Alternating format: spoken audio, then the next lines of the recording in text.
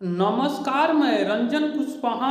आप देख रहे हैं भारत लाइव तक। बीजेपी जलेबी लेकर खोज रही है जननायक कहाँ गए, और कांग्रेस कह रही है कि जननायक गए हैं नानी के घर जिलेबी के इन्वेस्टमेंट को लाने के लिए। जी हाँ दोस्तों, आप सही सुने। हरियाणा चुनाव में हार के बाद राहुल गांधी जो है वह अपने नानी के घर गए हैं, इंडिया में नहीं है। वह कल आ जाए, आज आ जाए, लेकिन अभी तक वह इंडिया में नहीं है। राहुल गांधी के छवि सुधारने के लिए 3 पीआर एजेंसी लगी रहती है। उनको क्या बोलना है, क्या पहनना है, कैसे रहना है, लेकिन राहुल गांधी अपने उज्ज्वल बयान से फंसनी चाहते हैं। अब की बार वह जिलेबी की फैक्ट्री लगाने की बात कर रहे हैं। जानते हैं राहुल गांधी को छवि सुधारने के लिए 44 करोड़ रुपया खर्च होता है पर एनम, लेकिन आप कितने गधे को साबुन लाकर नहला दीजिए, वह कभी घोड़ा नहीं बनेंगे। अगर आप में काबिलियत नहीं है तो नहीं है। जानते हैं राहुल गांधी को कितने बार लॉन्च किया गया? 17 बार लॉन्च किया गया, लेकिन वह एक भी बार सफल उड़ान नहीं भरे। वहीं उनके विपक्ष में प्रधानमंत्री नरेंद्र मोदी है, वह अभी तक चुनाव नहीं हारे। योगी जी है, अभी तक चुनाव नहीं हारे, और उनके सामने राहुल गांधी को 17 बार लॉन्च किया गया और 17 बार हार मिली।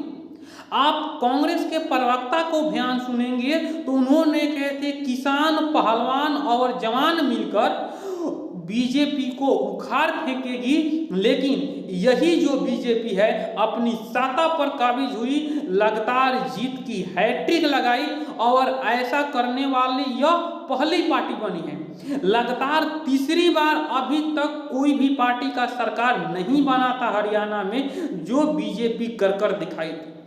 हवा कांग्रेस की बह रही थी और बीजेपी भी यह जानती थी कि हम वहां पर चुनाव नहीं जीतेंगे, लेकिन अंतिम ओवर में उन्होंने सीएम योगी आदित्यनाथ को लिए और उन्होंने जबरदस्त पावर हिटिंग किया, जिसके बदौलत वहां पर जीत दर्ज हुई। जिस तरह से उन्होंने बयान दिए कि बंटोगे तो कटोगे, और एक धागे में पूरे हिंदू वोटर को बांध दिए और वो वोट मिले, जहां से राहुल गांधी की हार हुई और बीजेपी को जीत हुई।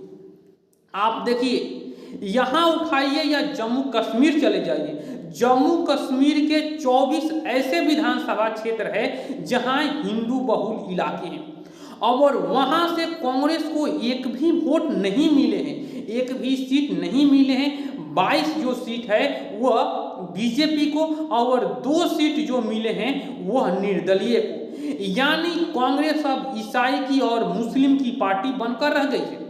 आप बयान भी सुने होंगे कि जब राम मंदिर में भगवान राम का प्राण प्रतिष्ठा हो रहा था, उस समय नाच गाने की पार्टी हो रहा था, ऐसा राहुल गांधी का मानना था, और उसका असर हरियाणा चुनाव में मिला। वह 2024 लोकसभा चुनाव में हिंदुओं को जाति के आधार पर बांट दिए थे। वह जनगणना की बात कर रहे थे, और उसमें हरियाणा में 5 सीटें मिली। 5 सीट को बीजेपी को नुकसान हुआ, और उसकी भरपाई बीजेपी कड़ी मंथन के बाद एक बार फिर हिंदुत्व के पेच पर खेली और जबरदस्त जीत हासिल की। जी हाँ दोस्तों, जब बीजेपी 2 सीटों पर थी तब से अब तक उन्होंने जब हिंदुत्व के पिच पर बल्लेबाजी करते हैं उनका अच्छा परफॉर्मेंस रहता है, और जब भी योगी आदित्यनाथ के हाथ में बल्ला हो तो परफॉर्मेंस अच्छा होना ही है, और अच्छे तरह से योगी आदित्यनाथ ने फिनिश किया। और अब बीजेपी ये जान चुकी है कि अगर हमको चुनाव जीतना है तो हमका एक ही मंत्र है जो बीजेपी का केंद्र रहा है, हिंदुत्व।